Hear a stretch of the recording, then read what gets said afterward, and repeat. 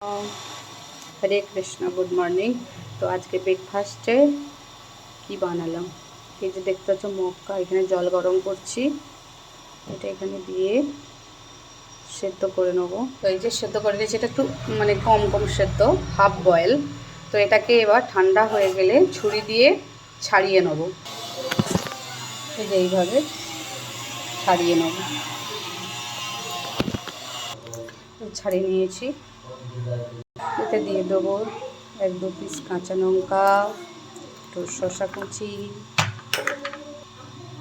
একটু লবণ, সেটা হচ্ছে বিট লবণ, অল্প একটু গোলমরিচ গুঁড়া, সবগুলো মিক্সড করে নেব। এবার 1-2 ফোঁটা লেবু রস দিয়ে দেবো, এটা মিক্সড করে নেব।